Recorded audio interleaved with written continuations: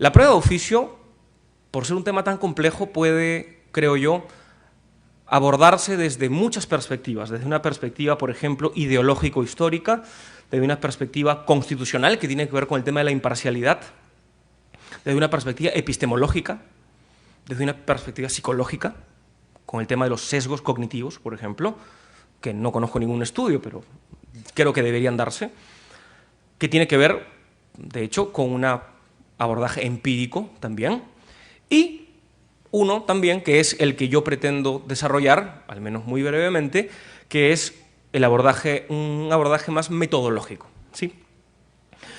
Al respecto, me parece que hace algunos meses, de pronto, bueno, más de un mes, más que meses, un año concretamente, que se publicó un artículo que a mí me llamó mucho la atención, un artículo de quien actualmente es mi tutor en el doctorado en la Universidad de Girona, cuyo nombre es Jordi Ferrer Beltrán, y él escribió un artículo denominado Los poderes probatorios del juez y el modelo de proceso.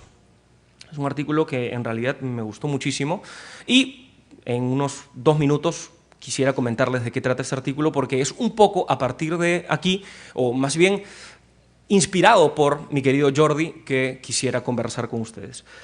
Jordi, tomando un libro clásico de un jurista denominado Mirjam Damasca, él muestra su opción respecto de un modelo de proceso, un proceso en donde se implementen políticas públicas, concretamente la política de aplicación del derecho. Y, por tanto, dice él, si es que importa aplicar el derecho, entonces importa buscar la verdad, justamente para poder reconstruir bien esta premisa fáctica y luego, porque solo así se podrá realizar una buena conclusión haciendo este encuadramiento de los hechos en el soporte fáctico. Si es que los hechos no son verdaderos, entonces la aplicación del derecho no puede ser adecuada. Entonces ahí él se pregunta si es que la averiguación de la verdad, teniendo en cuenta este fin, si es que debería estar en todo caso depositada en las partes o en el juez. Entonces él aquí nos trae un problema respecto de la división de trabajo entre juez y partes. Él se pregunta, bueno, ¿cuál sería entonces el reparto más adecuado? Él dice, los dos. Los dos tienen que tener poderes probatorios. Los dos tienen que encaminarse a llegar a este objetivo de la aplicación adecuada del derecho. Él, ojo aquí, hace un énfasis importante en una palabra que me parece que es la que bien podría conducir toda mi exposición, el hilo conductor, que es la palabra equilibrio.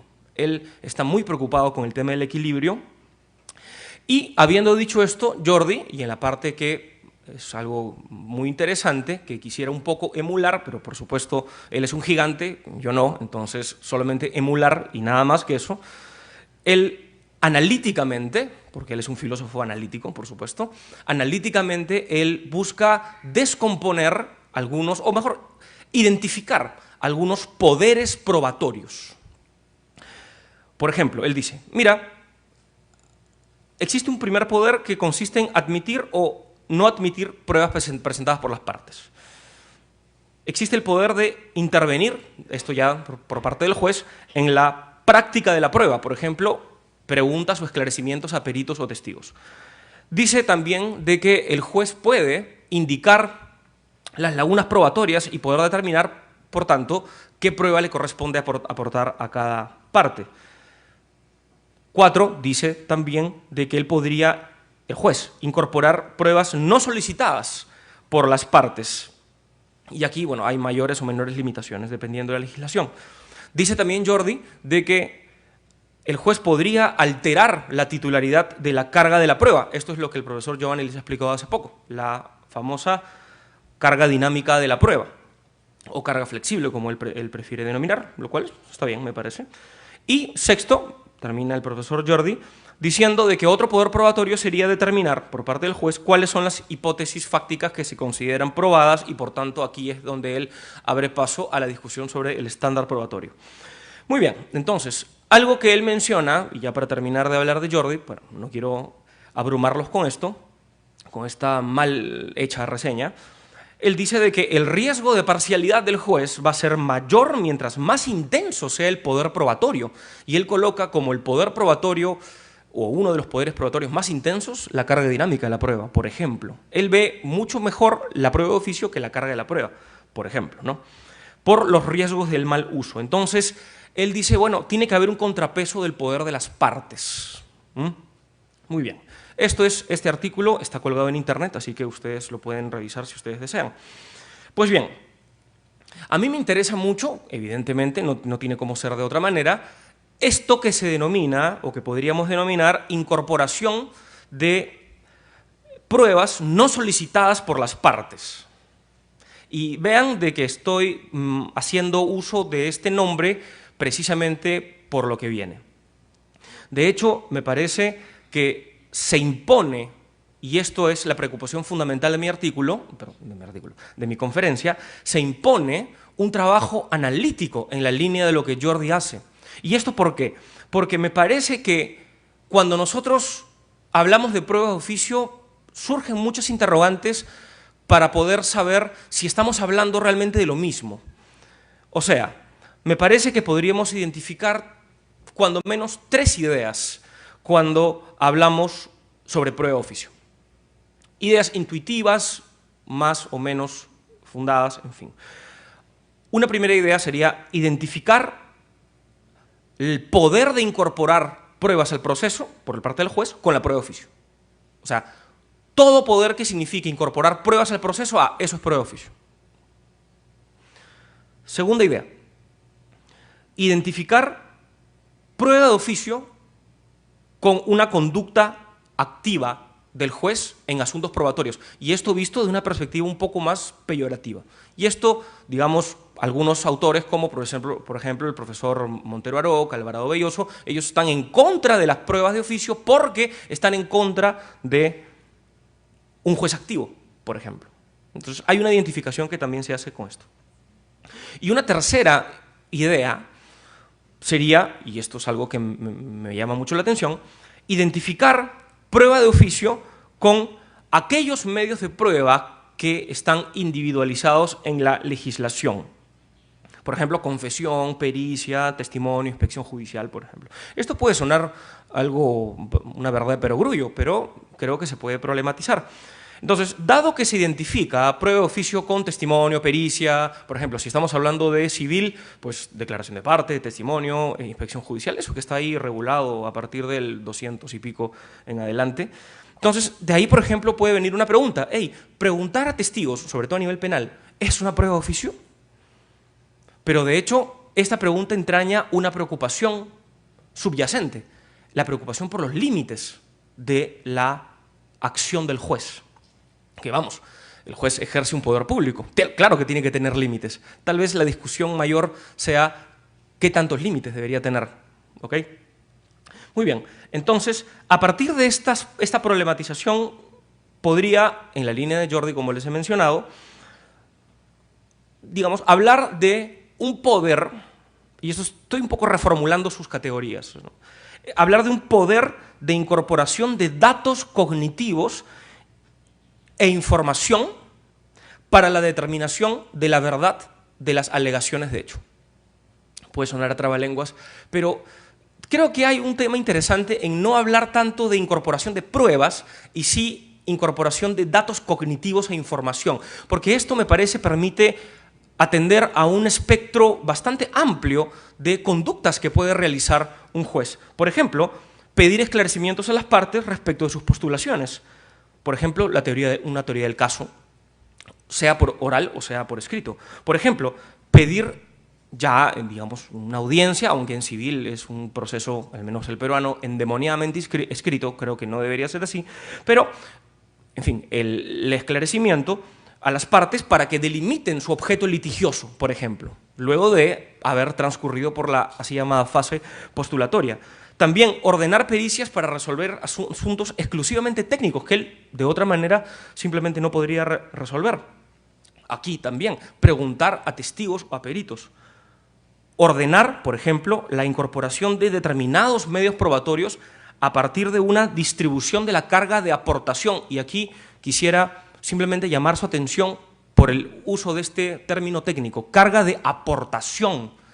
Y esto es importante para poder diferenciarlo, o mejor, para poder desvelar el discurso sobre la carga de la prueba, que es algo que rápidamente al menos querré mencionar para poder entablar, de hecho, un discurso, un diálogo crítico con mi querido amigo Giovanni, que, por cierto, lo cual me llena bastante de alegría, porque Giovanni es uno de los mejores procesalistas civiles que existen en este país. Entonces, el hecho de dialogar con él, públicamente inclusive, es algo que me alegra y me da temor exactamente a la misma vez. Entonces, tenemos esta incorporación de medios de prueba a partir de una distribución de la carga de aportación y también, por supuesto, no podía faltar, la orden o la incorporación y actuación de medios de prueba no solicitadas por las partes.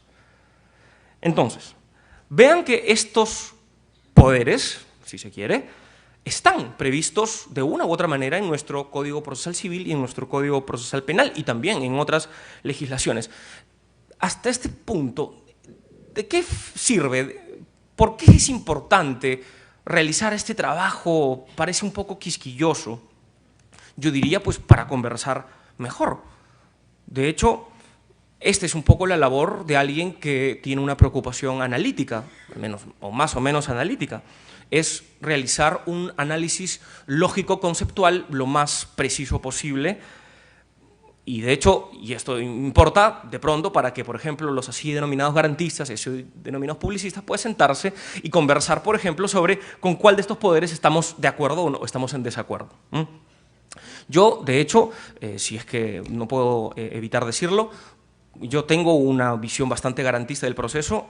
Claro, esto es algo muy indeterminado, porque hay muchos garantistas con los cuales no estoy tan de acuerdo, pero en todo caso, si se pudiese, al menos resumir en una palabra, es imposible, pero trataré de hacerlo, porque a mí me preocupa mucho la separación de funciones entre juez y partes. Yo creo que el juez juzga, las partes postulan, no puede haber una confusión.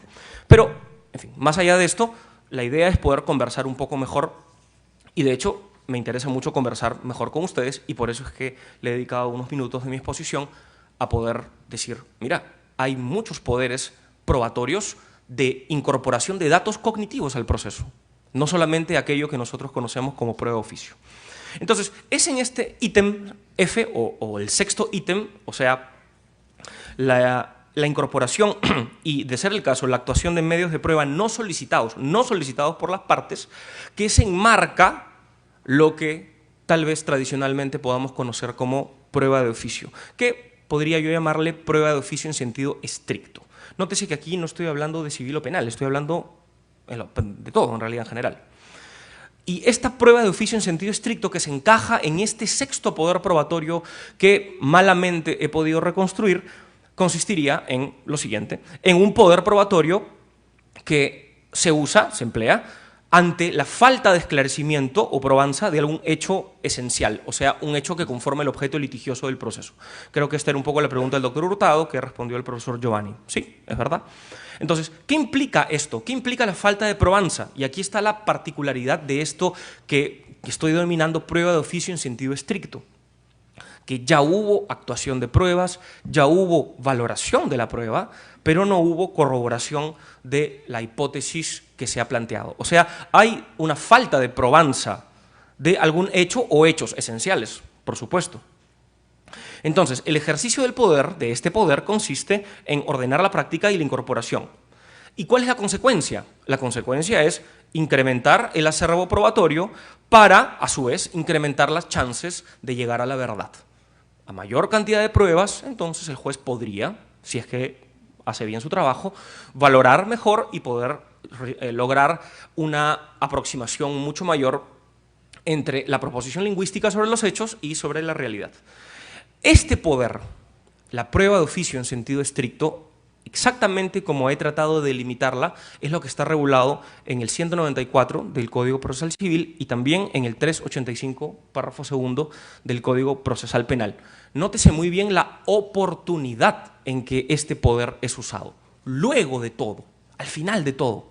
Exactamente por esto, como bien había mencionado Giovanni, hay una bifurcación de caminos. Ante la falta de probanza, ¿qué hago? ¿Prueba de oficio o carga de la prueba?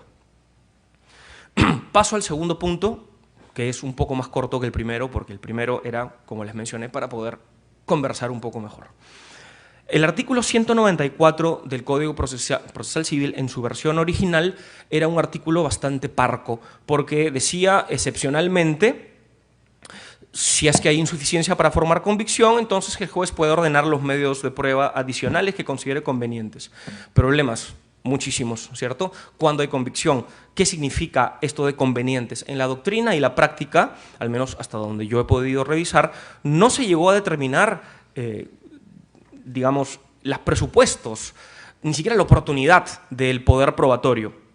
La consecuencia, al menos desde mi punto de vista, al menos en civil, que aquí, si es que voy a hablar de la práctica, de penal ciertamente no puedo hablar porque yo no litigo ni he litigado en penal, pero algo de procesal civil sé, y creo que la consecuencia de una norma tan abierta como esta no era otra que la discrecionalidad y la arbitrariedad. Por ejemplo, se comenzaba a preguntar si es que era una facultad o un deber, si es que solamente podía ser ejercitada por el juez de primera instancia o, en todo caso, el juez de segunda instancia, hasta se llegó a, y no sé si es que esto le va a inquietar al profesor Perfecto Andrés, jueces de apelación que anulaban sentencias ordenándole al juez de primera instancia actuar prueba de oficio. Y el juez de primera instancia recibía el expediente y decía, yo no tengo nada que actuar, porque yo estoy convencido. ¿Por qué voy a actuar? Eso es algo íntimo, que tiene que ver con mi íntima convicción. Y ellos insistían y volvían a sentenciar sin incorporar la prueba de oficio. Y había un carrusel que era algo que realmente, de repente, algún psicoanalista podría calificar como algo esquizofrénico, porque no hay otra forma de calificar esto. No tiene ningún sentido desde ningún punto de vista racional. Se buscó esto modificar en diciembre del 2014 y creo, al menos desde mi lectura, la reforma del 194 apuntó a limitar todas estas atrocidades que existían porque no se llegaba a delimitar en el sentido de imponer límites al juez. Entonces se incorporan varias reglas procesales. Hablaré solamente de alguna, que es la que más me interesa, pero ya les menciono tres. Limitación a la fuente de prueba, o sea, a los hechos alegados por las partes. Madre mía, imagínense lo que hay que precisar. Eso es obvio, ¿no? ¿Cómo un juez va a traer hechos al proceso? De hecho, el artículo 7º, párrafo 2º, lo prohibía, pero había que colocarlo aquí. Promover el contradictorio previo. Dios me libre. Había que decirle al juez que tenía que correr traslado antes de usar su poder. Y prohibir al juez de segunda instancia que anule y que ordene al juez de primera que dicte la prueba de oficio. Imagínense esto. En fin, realmente limitó el poder. Me han contado, sé de algunos jueces que al día de hoy siguen empleando el 194 como si no hubiese habido ninguna reforma, lo cual es un tema realmente grave. Entonces, para ir directo al grano, no quiero quedarme acá. La regla procesal que fue incorporada en el 194 en diciembre del 2014, que es la que aquí interesa, es una norma prohibitiva de que el juez no debe reemplazar a las partes en sus cargas probatorias. Vean esto. ¿Qué habrá querido decir con esto el legislador? Tal vez evitar la parcialidad, tal vez evitar el desequilibrio, tal vez a forzar un poco, a motivar por qué es de que estaba ordenando una prueba de oficio. Hasta ahora no he visto una respuesta satisfactoria en la doctrina procesal peruana, incluyendo a mi querido amigo Lucho Alfaro, que es, creo, quien más ha escrito sobre esto, sobre cómo interpretar esta norma prohibitiva y, en todo caso, cuáles son los nuevos alcances del 194, o mejor, qué quedó del 194 luego de esta prohibición. En el caso del proceso penal, ya para hacer también homenaje a algunos procesal penalistas como el doctor Neira, que está aquí, no quiero dejarlos así sin respuesta. Este 385 se da a nivel del juez de juzgamiento. También incurre en el mismo adverbio, que en realidad creo que en el Perú de poco sirve, que es excepcionalmente, puede ordenar la práctica de medios probatorios indispensables o manifiestamente útiles, ¿no? De nuevo siguen las normas vagas, para esclarecer la verdad. Ahí hay un tema importante, Pero hay una norma prohibitiva también de no reemplazar la actuación propia de las partes. Y lo más curioso de todo, a manera de un pequeño excursus, es de que el 385, párrafo primero del Código Procesal Penal, dice algo así: si en la investigación preparatoria, o o sea, hace mucho tiempo, porque estamos en la etapa de juzgamiento, hubo omisión o insuficiencia de alguna diligencia para el conocimiento de los hechos, entonces puede de oficio, puede existir una orden de que se realice inspección o reconstrucción y disponer las medidas necesarias. Parecería, como está estructurado el 385, de que sería un poder probatorio menos intenso que el del párrafo segundo, porque el del párrafo segundo es como que después de la actuación de las pruebas, mientras que el primero es durante el debate. Parecería que es un poco así. Sin embargo, yo me pregunto si es que cuando el juez de juzgamiento ve de que el fiscal no ha realizado una diligencia que debió haber realizado, si es que eso no significa sustituir la actuación del fiscal. Porque claro, esta norma prohibitiva está en el segundo párrafo, pero no en el primero. Ya, ¿y cuál es el límite para el primer párrafo? Si el fiscal hizo todo mal en la investigación preparatoria, pasó por la etapa intermedia, Dios sabe cómo, llega al juzgamiento. El juez de juzgamiento va entonces a decirle, fiscal, lo has hecho mal, pero te voy a ayudar al menos para esclarecer los hechos. No lo sé si es que esto está en la línea de la presunción de inocencia al momento de hablar de algún tipo de sesgo cognitivo o algún tipo de imparcialidad objetivo funcional. No lo sé, creo que no, pero, en fin, termina mi excursus. Es una duda que le pongo al doctor Neira en todo caso y a los penalistas. ¿Qué cosa ustedes me podrían decir al respecto? No lo sé. En fin. Entonces, la gran pregunta, y creo que es la pregunta de las preguntas más escabrosas que podrían hacerse, es ¿cómo se puede ejercitar el poder contenido en el 194 y en el 385, párrafo segundo, sin reemplazar cargas probatorias? Y en el CPP hay un problema adicional. ¿Qué significa actuación propia? Aquí una propuesta interpretativa, no sé cómo esto se ha hecho en la jurisprudencia penal, pero aquí una propuesta interpretativa de alguien que viene del civil, que la actuación propia de las partes, llámese actor civil, ministerio público, acusado, es el ejercicio libre de sus situaciones jurídicas activas justamente debido a su condición de parte. O sea, en otras palabras, por ejemplo, la postulación que se hace. Nada más propio que la postulación, por ejemplo, la acusación, o sea, propio del fiscal, no del juez, del fiscal. Entonces, aquí esto ya nos lleva pues, a poder tratar de resolver el problema de una sola vez, porque si es que estamos hablando de actuación propia, si estamos hablando de postulaciones, estamos sí hablando de cargas probatorias también. La actuación probatoria de ese 385, creo yo, sí tiene que ver con las cargas probatorias, por más de que expresamente no estén mencionadas. Entonces, para esto, rápidamente podríamos, para responder la pregunta, ¿cómo ejerzo este poder sin sustituir las cargas probatorias de las partes? Pues habremos que preguntarnos, primero, cuáles son las cargas procesales que podemos identificar. Siempre en esta línea analítica que quisiera exhibir para ustedes. Uno, por ejemplo, la carga de individualizar el pedido. En el caso de penal, ¿cuál es el hecho punible, etcétera? En el caso civil, ¿cuál es el petitorio, por ejemplo? O la acumulación de pretensiones, ¿no? Otra, la carga de comparecer al proceso, claro, por supuesto. La carga de recurrir, por ejemplo, también es una carga, un derecho y una carga a la vez. Y dentro de las cargas procesales podemos encontrar cargas probatorias, y aquí es donde estamos interesados. Porque existen, entre las cargas probatorias, la carga de alegar hechos, que en el caso civil, por ejemplo, sería estructurar la causa de pedir, narrar los hechos, salud, incorporar los hechos al proceso. La carga, por ejemplo, de ofrecer medios probatorios, también es una carga probatoria, por supuesto. La carga de argumentar respecto del material fáctico ingresado al proceso, sea por mi propia parte o por el otro, también es una carga probatoria. Y la carga de probar, sea lo que quiera significar, la carga de probar también es una carga probatoria, por supuesto. Entonces, aquí viene la segunda pregunta. ¿Cuáles de esas cargas probatorias el juez no puede reemplazar?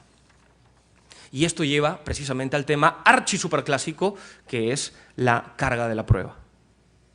Entonces, rápidamente, quien alega un hecho tiene la carga, y digo carga entre comillas de probarlo porque me parece de que hay problemas conceptuales muy serios en torno a la noción de carga de la prueba. Creo que esto ha sido bastante bien demostrado por un amigo mío, casi mi hermano, que se llama Vítor de Paula Ramos, que tiene un libro chiquitito en donde él simplemente deconstruye completamente el concepto carga de la prueba. Me parece de que habría que reconstruir el concepto de carga de la prueba para luego pasar a otros temas, creo, por ejemplo, como la carga dinámica de la prueba. Pero en fin, tenemos esto que se denomina carga de probar, que está en el 196 del CPC, que está en el artículo 4.1 del título preliminar del CPP, y también, con una mejor redacción, creo yo, en el artículo 14 de la Ley Orgánica del Ministerio Público. Digo con una mejor redacción porque cuando el Código Procesal Penal me habla de deber de carga de la prueba, pues es una contradicción en términos. La carga no es un deber. Deberes del Ministerio Público son otros, pero carga no creo que sea exactamente. En fin. Entonces, como Giovanni lo explicó, y esto él me ha facilitado completamente el camino, como sabía que lo iba a hacer, si no hay corroboración de uno o más hechos a falta de probanza, entonces debe perder quien es titular de la carga de la prueba, y para esto hay que definir pues quién es el titular de la carga de la prueba, y para esto tenemos que ver en la legislación. En el Código Procesal Civil, con una defectuosa redacción, está en el 200, Giovanni ya lo ha explicado, en el caso del penal está en el artículo 2, párrafos 1 y 2 del Código Procesal Penal, del título preliminar. Cuando habla de suficiente prueba de cargo, vean, subrayo el suficiente. ¿Qué es suficiente? En fin, la hipótesis más probable, en fin, y el tema de la duda razonable a favor del imputado, que es donde se condensa precisamente la presunción de inocencia. Entonces, ¿qué es, si quisiéramos definir, más allá de todos los problemas conceptuales sobre los cuales podríamos conversar, pero en realidad se me va a ir el tiempo si lo hiciese, ¿qué sería entonces esto que se denomina carga de probar? Pues sería la carga, un imperativo de conducta, si se quiere, o más o menos una situación jurídica activa, en fin, de lograr un determinado grado de corroboración de la hipótesis. Si yo tengo la carga de probar, entonces yo tengo que llegar a determinada probabilidad. Claro, acá algunos explican en torno a estándares, otros dirían que es simplemente la hipótesis más probable y ya está. No quiero entrar en el tema del estándar. Ayer el profesor Perfecto Andrés me ha dejado sin qué decir al respecto, así que no cometeré la imprudencia de insistir en ese tema. ¿Es una regla contraepistémica la carga de la prueba? Claro que sí. ¿Por qué contraepistémica? Porque es una abdicación de llegar a la verdad. Simplemente, bueno, no he determinado la probanza, ergo decido así. El profesor Giovanni lo ha explicado muy bien. Pero, creo, ofrece igualdad y ofrece seguridad. También hay otros derechos fundamentales que están en torno a esto. Y creo, en el tema del penal, es absolutamente importante esto por el tema de la presunción de inocencia. No solamente a nivel de regla de trato procesal, sino también de cómo resolver la falta de esclarecibilidad o esclarecimiento de los hechos. Basta. Volvamos entonces a la prueba de oficio, porque esto era simplemente una pequeña mención al tema de la carga de la prueba. Volveré al final de forma muy breve en el punto 3. Volvamos entonces a la prueba de oficio y a partir de esto podríamos realizar dos tipos de análisis. Seré muy breve en esto porque creo que el tiempo me está jugando en contra.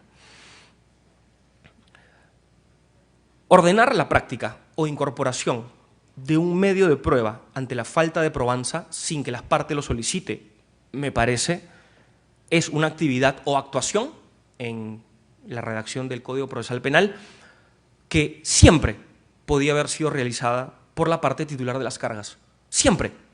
No puedo imaginarme alguna excepción en donde el juez pueda incorporar un medio de prueba que la parte, una u otra, no podían haber incorporado, aunque sea mencionado o aunque sea pedido. Señor juez, aquí hay algo, por favor, tráigalo. Ni siquiera eso. Me parece de que la norma prohibitiva terminaría, en el caso del 194 y creo también del 358, termina por anular el propio poder. El propio poder. O sea, la parte pudo ofrecer, la parte pudo pedir la exhibición, la parte pudo alegar la dificultad probatoria inclusive, pero no lo hizo. El juez sí lo hace. Bueno, aquí yo veo una clara sustitución en todo caso. El problema, pues, está en la carga de ofrecer, ¿no? Recuerden que nos preguntamos, ¿qué cargas no puede sustituir el juez? Bueno, yo les digo una, la carga de ofrecer, y la otra, la carga de probar, en este sentido de la carga de llegar a una corroboración determinada de los hechos. Entonces, si no hay corroboración, no hay cumplimiento de la carga, entonces una pregunta que podrías hacer es, bueno, entonces, ¿por qué el juez tiene que ir más allá? ¿Por qué? ¿Por qué el juez tiene que sustituir entonces? Es una pregunta, creo, bastante válida. ¿Hay respuesta? Hay, pero es una pregunta válida de la cual me parece hay que partir. Entonces, por ejemplo, algo que me preocupa mucho es si es que la prueba de oficio podría servir para equilibrar o reequilibrar tal vez la situación de las partes por un mal patrocinio, o tal vez, por ejemplo, por temas de pobreza o temas de acceso a la justicia. Mi respuesta ahí sería no. La prueba de oficio no está pensada para eso. Los poderes probatorios no están pensados para eso. Si la prueba de oficio tiene un fundamento epistémico, el tema de la pobreza, del mal patrocinio, del acceso a la justicia, son temas de políticas públicas que tienen que ser desarrolladas no por el órgano jurisdiccional, sino por el Estado, por el Ejecutivo, por el Ministerio de Justicia, qué sé yo, por el poder Judicial como administración judicial, pero no por el órgano jurisdiccional. Y esto me parece es particularmente grave en el penal, en el proceso penal. Por ejemplo, cuando se ordenan pruebas de oficio, o este poder que está reconocido en el 385, cuando el fiscal está mal preparado. ¿Qué presunción de inocencia existe cuando un juez penal, juez de juzgamiento, ordena prueba de oficio cuando el fiscal no ha hecho, por razones absolutamente institucionales, presupuestales, logísticas, bien su trabajo? Yo creo que no resta nada de la presunción de inocencia. Yo creo que hay que pensar un poco en ese sentido. Entonces, si, digamos, en este primer análisis normativo, les he prometido dos, uno es el normativo, me parece de que la prueba de oficio, este poder del cual estamos hablando, siempre sustituye, siempre. Un análisis pragmático, chiquito, solamente en un minuto. ¿Cómo es que yo vería pragmáticamente el empleo del poder del 194, por ejemplo? Yo creo de que el juez tendría no que ordenar de frente la incorporación. Si es que el propio 194 coloca como límite el contradictorio o es previo o no es contradictorio, entonces el juez debería decirles algo así a las partes: señores, esta es mi valoración, señores, no hay probanza, señores, este es el hecho que me gustaría esclarecer, ¿qué opinan? Luego que las partes se manifiestan, entonces el juez recién allí decide si usar o no su poder. De lo contrario, no hay contradictorio. Si es que el juez ordena y luego, en fin, dice, bueno, a ver, prueben, ¿qué les parece? Eso no es contradictorio. Eso ya decidió. Entonces, no interesa más el contradictorio. Y más, el juez, cuando ordena, en todo caso, esta incorporación, tendría que fundamentar por qué no hay sustitución. Eso es una adecuada motivación respecto del uso del poder de la prueba de oficio. Entonces, yo me preguntaría si es que pragmáticamente eso podría ser posible. ¿Alargaría los procesos? Sí. ¿Complejizaría los procesos? Sí, por supuesto.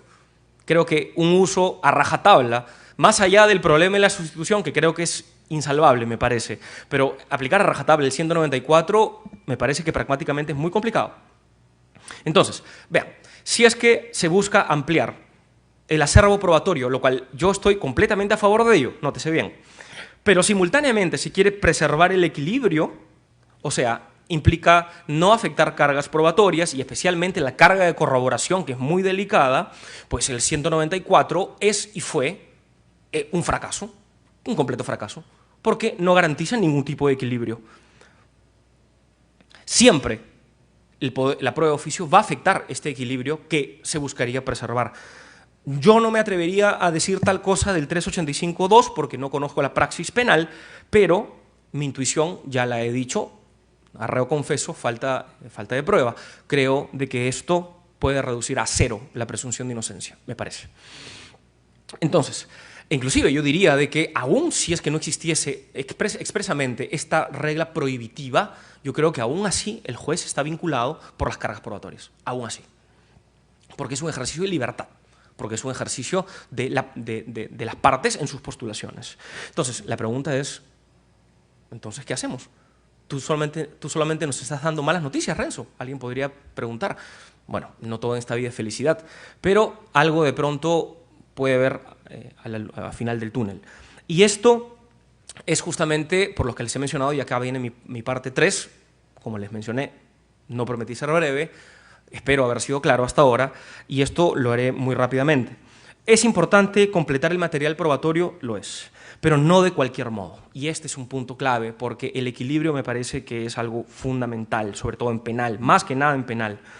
Entonces, la discusión respecto de la prueba de oficio, cuando no se ha seguido de forma tan analítica, yo veo que hay un grave problema, porque es una discusión del todo o nada, o no hay nada o hay todo. Entonces, esto me parece que entrampa la discusión, no permite que se pueda dialogar críticamente o más eficientemente, si se quiere, para buscar consensos.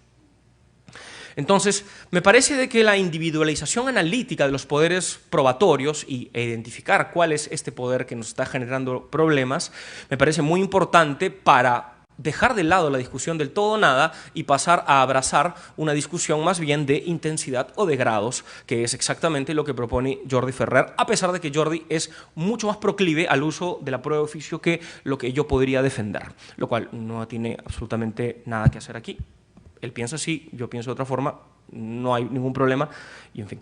Entonces, a partir de la individualización analítica, a partir de hablar de intensidad o grados, a partir de preocuparnos con temas de equilibrio, entonces podemos nosotros aceptar poderes, como por ejemplo que el juez pregunte a testigos y peritos, lo cual a mí me parece algo que es absolutamente fundamental, o descartarlos, como, ya adelanto, querido Giovanni, la carga dinámica de la prueba, por ejemplo, o inclusive esta prueba de oficio que les he mencionado, con la cual yo estoy en desacuerdo. En el Perú, al menos en el CPC, hemos ido de un extremo a otro, de la total incontrolabilidad a un candado, salvo de que interpretativamente se pueda hacer algún tipo de derrotabilidad de la regla del 194, esta regla prohibitiva, pero a pesar de que tiene varios adeptos, en Brasil, por ejemplo, un amigo mío que se llama Arthur Thompson Carpers, dice, bueno, acá yo propongo la inaplicación de esta regla en virtud de la tutela jurisdiccional efectiva. Él defiende esto. Yo tengo algunas cosas que decir al respecto, no las diré ahora, pero me generan muchos problemas este control difuso que él sugiere. Entonces, ir de un extremo a otro no nos ha ido muy bien, al menos en civil. La idea es, por tanto, buscar el poder o los poderes que sean más equilibrados, aún a costa, y aquí es mi punto, aún a costa de que ya no sea más un poder oficioso, o sea, que ya no sea técnicamente algo que el juez a propia iniciativa lo hace. ¿Qué aspectos entonces habría que tener en cuenta para poder buscar este poder? Y ya voy aquí terminando, doctor Neira. Control de la motivación, fundamental. El profesor perfecto Andrés nos hablaba ayer de esto. El equilibrio, ya lo he dicho varias veces, y evitar la parcialidad, que esto tendría que ver mucho con temas de sesgos cognitivos, que es un tema que me interesa mucho, vengo estudiando, pero no tendría aquí la osadía de decirlo frente a la profesora Giuliana Mazzoni, que sabe muchísimo de este tema. Entonces, habría que entonces repensar si es que seguimos con este poder que les he hablado a lo largo de toda mi exposición, o tal vez cambiamos por otro. Y tal vez, creo yo, la respuesta no esté tanto en los poderes probatorios, sino más bien en la carga de la prueba. Y por eso es que me alegra mucho que el profesor Giovanni me haya antecedido. Yo creo de que hay que romper con la visión tradicional de la carga de la prueba. Yo creo de que hay que reteorizar, me parece, y un poco siguiendo a algunas cosas que se han dicho en la doctrina del common law, particularmente en la norteamericana, diferenciar entre carga de producción o aportación y carga de corroboración, o sea, lo que ellos denominan burden of evidence y burden of persuasion. Y ellos lo tienen muy, pero muy claro esto. Y también tienen muy claro de que la shifting, o sea, la distribución que puede hacer el juez, solamente puede darse de la carga de aportación. O sea, ¿quién aporta qué al proceso? Jamás, nunca en la carga de corroboración, como es lo que propone la carga de la prueba dinámica. Y por eso yo estoy en contra de ella. Porque mover la carga de corroboración, o sea, si es que se llega o no a determinada probabilidad, ¿quién pierde? Es algo que el juez no puede, no debe manipular. Tal vez la otra sí, pero esta no. Entonces, a partir de aquí, si es que nosotros reteorizamos con la carga de la prueba, ¿qué es lo que podemos construir? Ya termino. Podemos, en primer lugar, o qué es lo que necesitamos construir mejor, podemos construir criterios para saber cuándo es que el juez puede ordenar la incorporación de determinado medio de prueba, o sea, hacer alguna alteración de la carga de aportación, o sea, si yo alego un hecho, entonces tengo que aportar las pruebas que tienen que ver con ese hecho. Uno, o sea, los criterios, cuándo es que el juez puede decidir en un sentido o en otro, y dos, por supuesto, las consecuencias si es que no se cumple con esta orden del juez. porque aquí lo que va a hacer es distribuir la carga de aportación, insisto, no la de corroboración, jamás, la de aportación. Entonces, si es que el caso médico es clarísimo. El paciente demanda y dice, mira, no puedo probarte que hubo negligencia. Pídele que te traiga las pruebas. El juez se voltea al médico y le dice, tráeme las pruebas. No le está diciendo al médico, pruébame, corrobora, si no pierdes. Eso no está diciendo. Está diciendo, tráemelas. ¿Y por qué quiere que se las traiga? Porque el juez quiere ampliar el acervo probatorio, cosa que la carga dinámica de la prueba no hace. La carga dinámica de la prueba es tanto tan o más contraepistémica que la propia carga de distribución fija. O sea, no trae ningún beneficio, ninguno. Si es que lo que se quiere, lo que se tiene es una preocupación epistémica.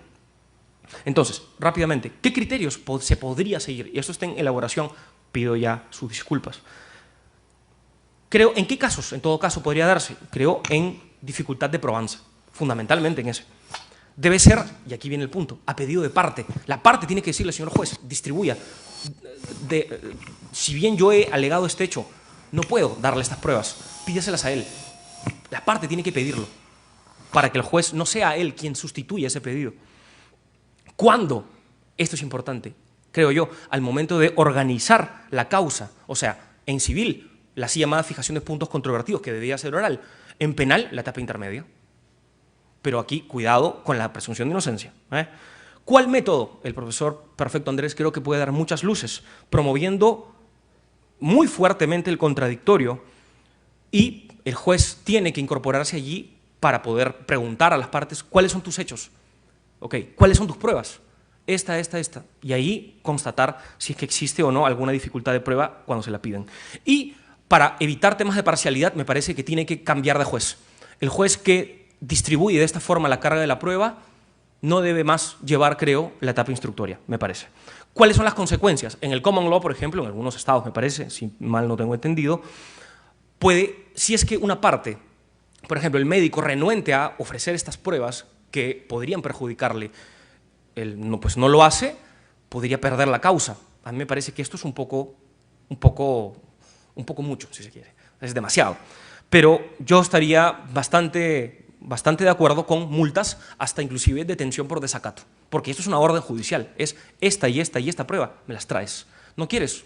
Entonces, poderes coercitivos. Y con esta teorización, me parece, con cargo a que se pueda debatir luego, trataré ya de terminar porque me estoy casi pasando, yo creo que cabría descartar completamente la carga dinámica de la prueba, o sea, aquella autorización del legislador para que el juez distribuya la carga de la prueba según el caso concreto. Dios me libre de los casuismos, amigos, Dios me libre. Yo fui muy partidario de esto en algún momento de mi vida, pero, en fin, nada mejor que un buen debate a nivel de comisión, de legislativo, para poder determinar cuáles son los casos en donde hay que darse. Yo, en realidad, creo que el juez es un funcionario muy importante, pero si lo idealizamos, si nosotros pensamos de que él va a encontrar la respuesta para el caso concreto, para determinar cuándo es que realmente, por propia iniciativa, tal vez hay un tema probatorio, una desigualdad, me parece de que estamos cometiendo un tema muy peligroso, estamos incurriendo en un peligro muy intenso. Y si es que yo les digo esto respecto de la autorización expresa del legislador, como se ha colocado en el proyecto de reforma del CPC, ni qué decir de la alteración de esta carga de corroboración sin previsión legal expresa, o sea, el juez interpretando la Constitución y diciendo, bueno, a pesar de que hay una regla que me delimita cómo es de que yo tengo que trabajar con la carga de la prueba, la declaro inconstitucional en este caso concreto y voy a alterar. Dios me libre de tal cosa. Y la Corte Suprema del Perú lo ha hecho. Yo he visto sentencias, resoluciones, inclusive la sentencia lo ha hecho, y esto es eso es una abominación, por decir lo menos. Entonces, esto parecería que es un discurso de lege ferenda, si es que se implementase esta posibilidad de hacer un shifting, una distribución de la carga de la carga de aportación de las pruebas, pero me parece que en penal no veo ninguna forma de hacerlo, en realidad, porque no hay previsión legal, tiene que haber. Pero en civil yo creo que habría alguna forma, si es que nosotros vamos, no al 194, que creo que es un artículo que podemos, creo yo, olvidarnos de él. Yo creo que mucho más útil es el artículo 51, párrafo primero, inciso segundo del CPC, que dice que el juez puede ordenar los actos procesales necesarios para el esclarecimiento de los hechos controvertidos, respetando el derecho de defensa de las partes. Okay.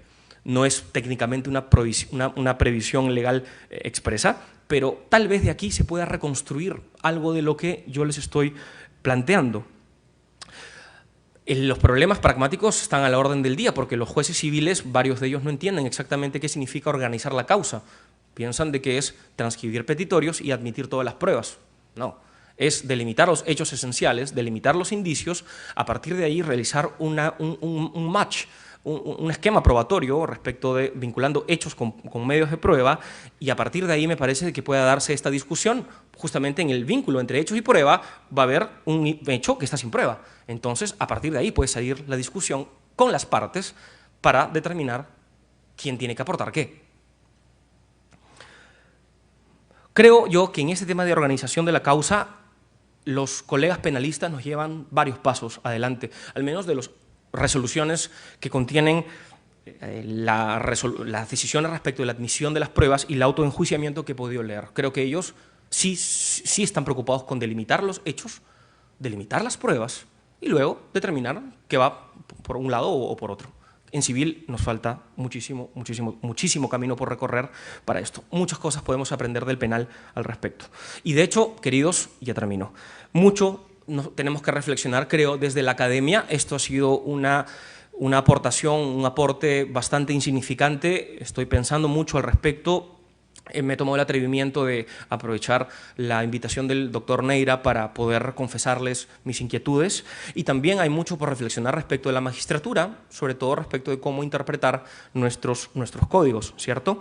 Y tal vez, yo les confieso, esto se deba un poco a fervores de juventud. Yo solo tengo 32 años y estoy aquí frente a colegas que tienen mucha más experiencia que yo, y espero, en todo caso, si estuviese equivocado, de que estos fervores puedan ser aplacados por la experiencia. Muchas gracias. Bien. Muchas gracias, profesor Renzo Cavani. Vamos a abrir un espacio de preguntas. Sí, doctor, por favor, tenga el uso de la palabra. Señorita, que en el medio está el doctor de camisa blanca. Gracias. Buenas noches. Voy a ser bastante puntual. Agradecer al profesor Renzo, en realidad sus reflexiones siempre resultan valiosas. Una pregunta bastante puntual. En su exposición he apreciado que usted habla primero del tema del 194, ¿no? Que el juez no debe suplir las cargas y el deber de las partes a probar los hechos. Eso lo entiendo y me queda claro, pero lo que no me queda muy claro es cómo el ejemplo que puso respecto al 385 del Código Penal, que vulnera o vulneraría la presunción de inocencia, no me queda claro de qué forma se vulneraría si es que el juez, cuando nota que existe una fuente de prueba que puede incorporarla, no se sabe a quién va a favorecer finalmente ese elemento probatorio. Entonces, ¿de qué manera vulneraría la presunción de inocencia? Gracias. Muchas gracias, Brando, por tu siempre acuciosa pregunta. Te responderé también de la misma forma directa. A mí me parece de que si es que la presunción de inocencia tiene un papel importante, es precisamente para poder determinar la decisión cuando no está probado suficientemente los hechos. Podemos discutir qué significa suficientemente, pero es otra discusión. En ese sentido, si es que, por ejemplo, el juez, y acá podría traerse el tema de los sesgos, pero procuraré no hacerlo, pero creo que se puede traer, ¿ok? Si es que el juez, después de haber actuado todas las pruebas que ha ofrecido el fiscal, que han sido aceptadas, y de la parte también defensora, entonces no le queda, en mi opinión, otra que valorar lo que ya está, y si es que no se llega a este grado de probabilidad, pues que haga lo que tenga que hacer.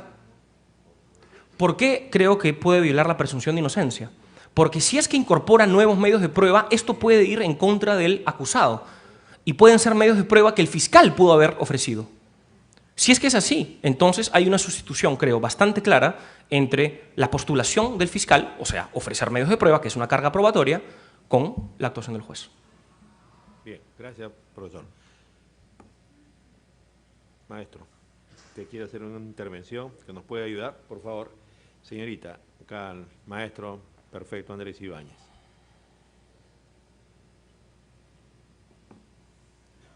Señorita, por favor.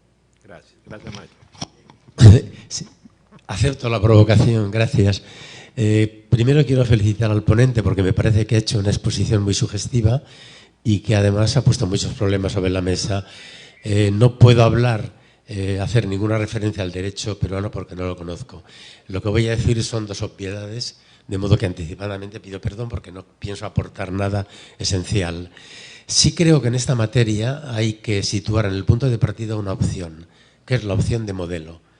Si nos situamos en el modelo de proceso acusatorio y contradictorio, ya empezamos con una constricción, y es que alguien debe tomar una iniciativa de denuncia, inmediatamente se abre el espacio de la defensa, ahí surge la dialéctica procesal, lo que los procesalistas llamamos impulso procesal, que en realidad tiene cierto carácter epistémico, y naturalmente ese es el marco en el que decide un juez imparcial.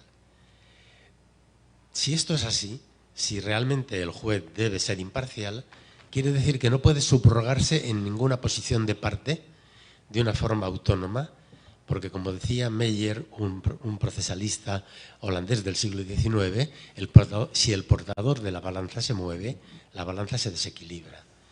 Por tanto, los poderes probatorios del juez, por así decir, solo pueden ser muy limitados y siempre son problemáticos.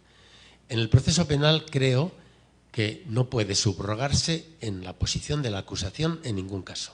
Si la acusación no cumple su papel, lo siento, pero el Estado ha establecido unas reglas que hay que respetar. El jus puniendi se ejerce de una determinada manera. Por tanto, subrogarse en el papel de la acusación en absoluto. Sin embargo, sí creo que una duda que pudiera resolverse claramente, de resolverse a favor del imputado, ahí me parece que no habría, para mí no habría problema. Luego hay una cosa que quería decir. Durante mucho tiempo el proceso ha sido un ritual de castigo. Es decir, los jueces decidían porque sí, por iluminación, como una suerte de oráculos, y la dimensión epistémica del juicio estaba soterrada, no existía. Ahora hemos descubierto la dimensión epistémica y creo que en buena hora. Pero claro, no se puede olvidar, como hace un profesor americano que ayer citábamos, no se puede olvidar que ese curso epistémico se produce en un marco de garantías. No se puede olvidar de ninguna manera, un marco que es constrictivo y que el Estado constitucional hay veces que decide renunciar a la búsqueda de la verdad, incluso a la pretensión punitiva. Y esto hay que aceptarlo, es fundamental, porque además no es arbitrario. Hemos llegado a eso, yo lo decía ayer, después de una experiencia tremenda en la que sabemos lo que es un proceso inquisitivo y lo que es obligar al acusado a acreditar que realmente es inocente. En fin, yo lo que no puedo entender, por otra parte también, es que durante el curso del proceso, durante la evolución del juego probatorio, el juez pueda elaborar autónomamente una hipótesis en base obviamente a prejuicios, en ese momento en base a prejuicios, para moderar las posiciones de las partes. No, el que tiene que moderarse es él y lo que tiene es que garantizar que cada parte pueda ocupar plenamente su espacio, porque si no, no será imparcial. En fin, hay una cosa que no acabo de entender y que me parece que es un juego de palabras. Cuando se habla de que incorporar datos cognitivos es algo distinto de aportar o prueba de oficio. Me parece que es llamar de distinto modo a la misma cosa, porque la prueba en el proceso entra a través de algún medio probatorio. Si el juez lo propone por su cuenta, está invadiendo el terreno de alguna de las partes y por tanto desequilibrando la balanza. Bien, nada más. Gracias, profesor. ¿Alguna pregunta? Yo quisiera, si fuese posible, doctor Neira, que el profesor perfecto Andrés haya escuchado mi ponencia y es algo excelente. Que me haga algunas consideraciones al respecto es más de lo que yo podría decir. En fin, gracias, profesor Perfecto, por sus opiniones. Yo estoy de acuerdo prácticamente con todo lo que ha dicho usted. Apenas tendría alguna inquietud de pronto en cómo determinar si es que esa prueba adicional por la cual el juez va a buscar favorecería al acusado. Entiendo de que su respuesta sería respecto del método ya trazado, y si es así, entonces yo estaría de acuerdo con usted. Y de hecho, lo que usted menciona me hace pues ahora decir sin mayores tapujos que yo creo que el proceso, y no solo el proceso penal, también el civil, porque el modelo de proceso constitucional me parece de que no es diferente. Creo que debe ser igual, profesor. Yo creo que el proceso es una garantía para las partes, y en el caso del penal es una garantía fundamentalmente para el acusado. No creo que el proceso sea un instrumento de poder, el proceso no es un instrumento de la jurisdicción, más bien la jurisdicción ejerce poder y el proceso es aquello que debe contener ese poder. Por eso soy garantista, porque veo el proceso como fundamentalmente una garantía. Y respecto de su cuestionamiento, en fin, para mí muy importante, que es esto de datos cognitivos y todo, en fin, no tengo más que decir, estoy de acuerdo, perfecto. Vamos a esperar que la señorita llegue algún día. Señorita, acá está en la cuarta fila, a la izquierda. Muchas gracias por su diligencia. Gracias, doctor. Doctor Cavani, felicito su exposición.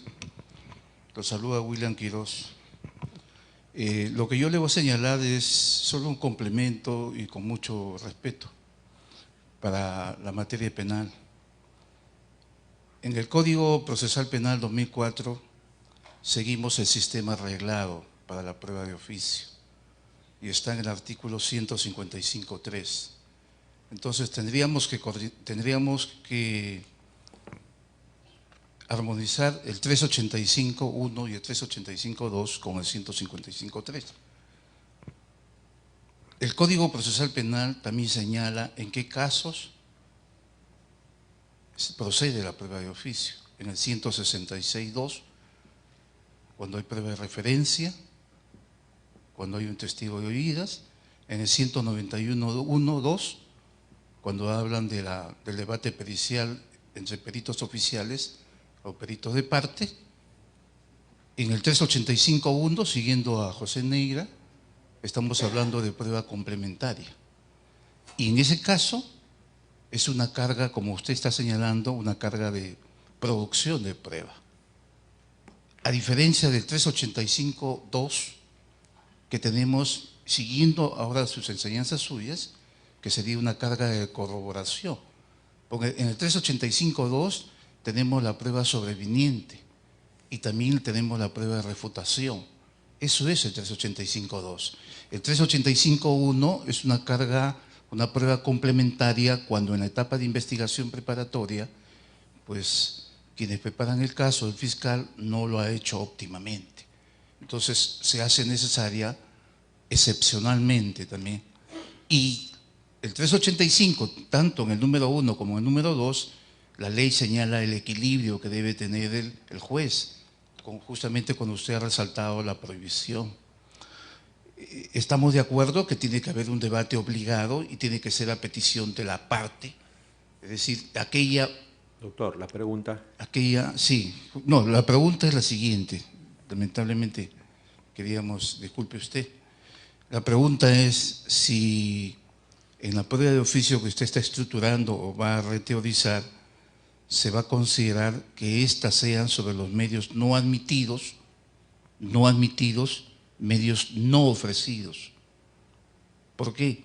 Cuando revisamos el libro de Jordi Ferrer, y usted ha señalado juez instructor, acá no hay juez instructor en Perú. Entonces yo quisiera saber si en esa reteorización que usted va a señalar, se va a considerar los medios de prueba no admitidos o no ofrecidos por las partes. Gracias. Gracias por la pregunta. No creo haberla entendido muy bien. Trataré de ver a ver si es que es así. La pregunta está centrada en el 385.2, ¿eso es? O sea, en el 385.2 respecto de medios de prueba no ofrecidos y o no admitidos.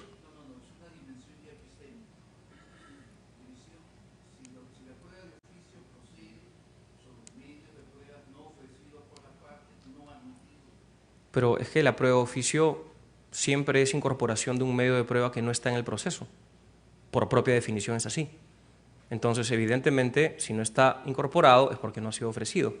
O en todo caso, no ha sido admitido. Ahora, eso sí me parece gravísimo, de que el juez de etapa intermedia no admita, que no hay apelación al respecto y que el juez de juzgamiento lo quiera meter por la ventana. Imposible. Yo, de hecho, en realidad, creo que el 385, 1 y 2 no deberían existir. Son inconstitucionales, en mi opinión, si es que quieren algo más directo, si se quiere. Sí. A ver, doctor, la última pregunta, ¿ya? Acá el doctor. Señorita, ¿podría alcanzar el micrófono al doctor? A la mitad de la fila. Gracias.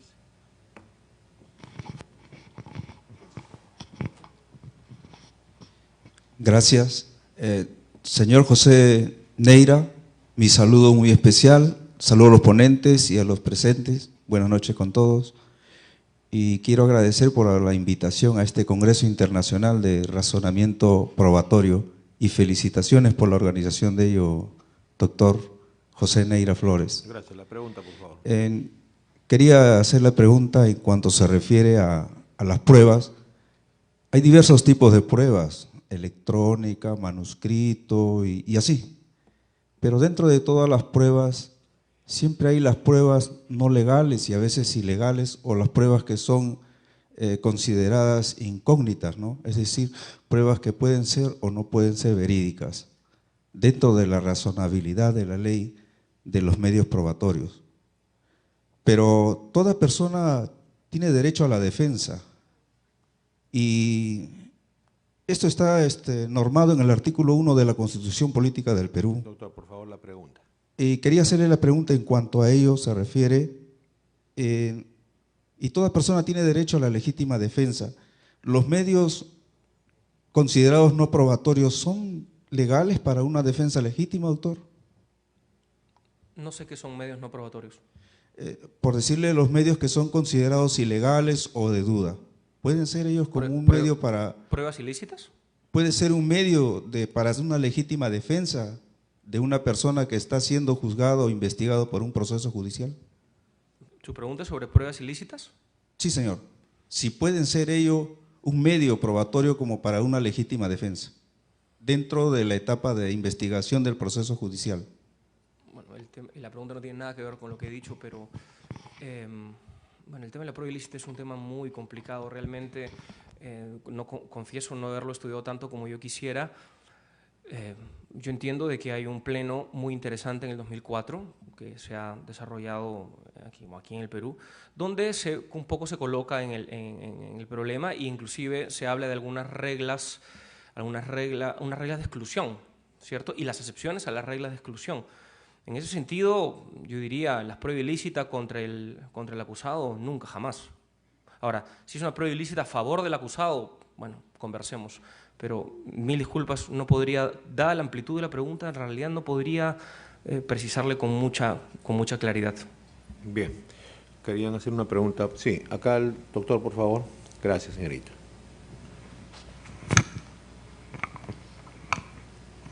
Muchísimas gracias. Saludando la ponencia por el doctor, quería preguntarle en el sentido, prueba de oficio se señala que es versus vulneración de principio de imparcialidad.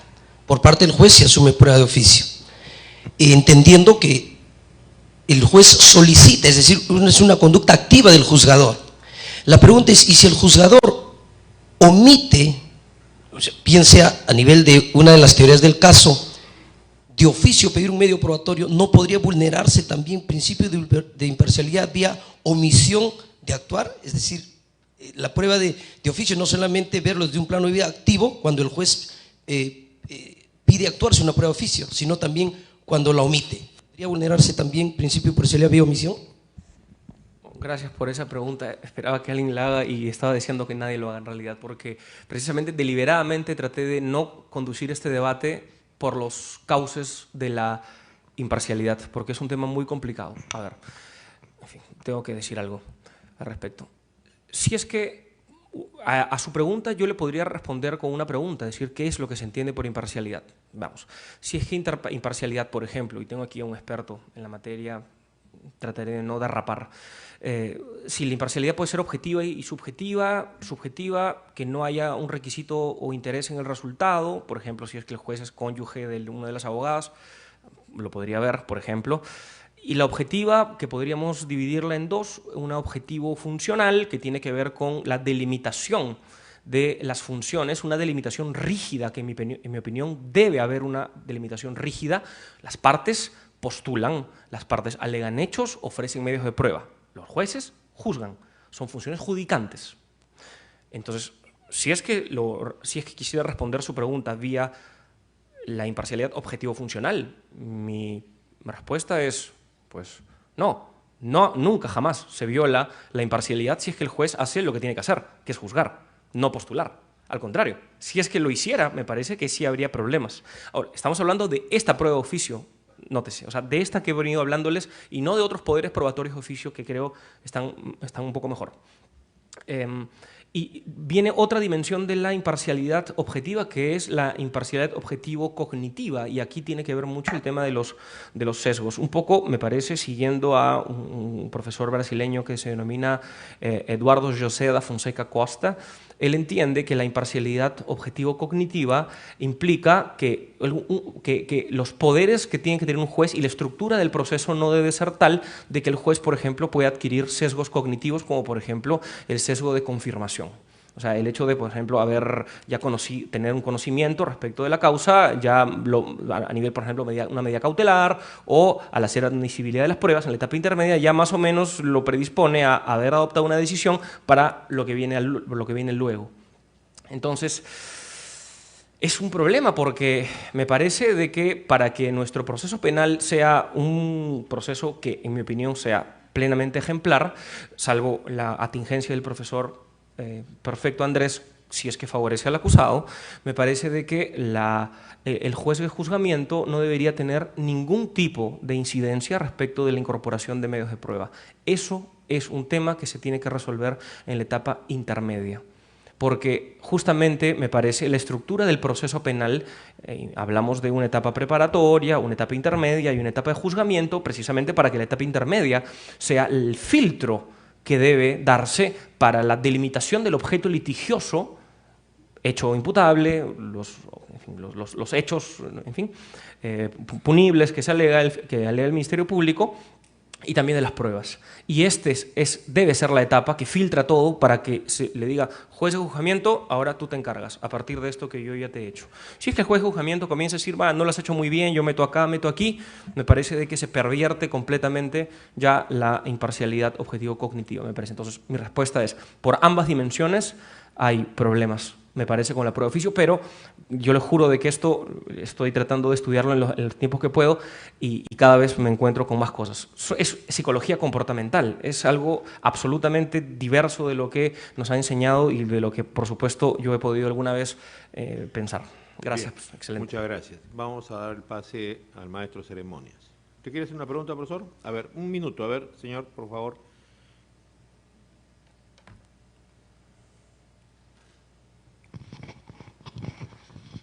Gracias, doctor Neira. Una pregunta concreta. El artículo 194 del Código Procesal Civil, con la modificatoria última, permite que el juez de segunda instancia ordene pruebas de oficio. Pero tenemos en su aplicación un problema, ¿no? Y es que tenemos que garantizar el contradictorio. Sabemos que la resolución que ordena la prueba de oficio es inimpugnable, pero garantizando el contradictorio tenemos que permitir la interposición de tachas u oposiciones, ¿no es cierto? En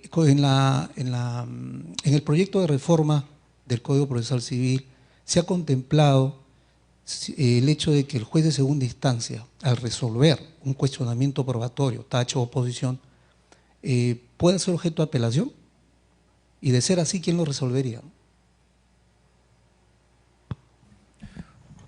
Si estoy mal, Giovanni, me corriges.